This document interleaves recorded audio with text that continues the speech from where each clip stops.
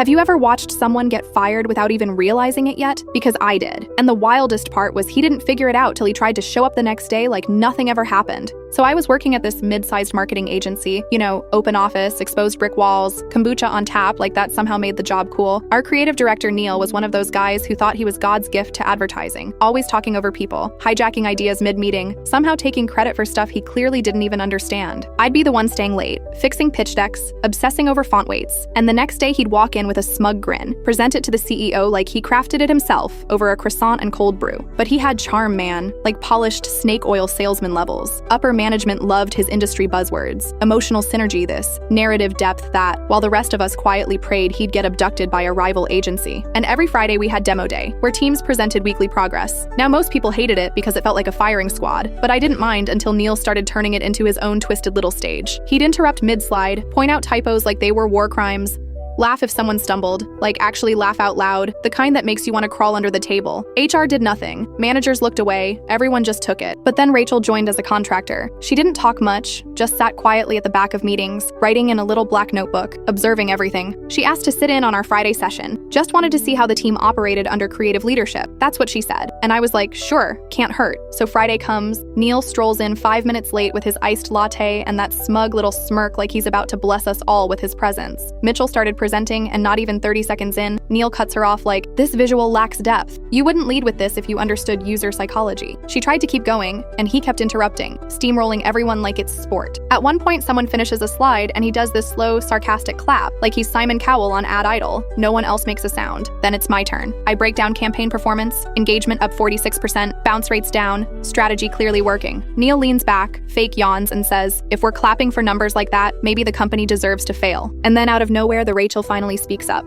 She looks up from her notebook and asks him, "Do you always provide feedback like this in front of leadership?" Neil grins. "I believe in pushing people out of their comfort zone." She goes, "Do you think public belittling is the most effective leadership strategy?" And he just laughs again, says something like, "Constructive tension breeds excellence." She writes something down and says nothing else. Meeting ends early. Neil leaves like he just nailed another masterclass. Monday morning, we all get a calendar invite. Mandatory staff meeting. Neil doesn't show up. HR opens with, "We're starting a leadership restructure effective immediately." And just like that, Neil's name disappears from the org chart. No email, no farewell, not even the classic pursuing new opportunities lie. We later found out his keycard had stopped working that morning, and when he showed up at 10 a.m., security had to escort him out. He was standing outside the building demanding answers, yelling that it was a mistake, saying stuff like, "I am the brand," while his stuff was already boxed and gone. And the twist? That quiet Rachel wasn't some random contractor. She was the new VP of People Operations, sent in to audit leadership behavior. And Neil handed her everything she needed, on a silver platter, one insult at a time.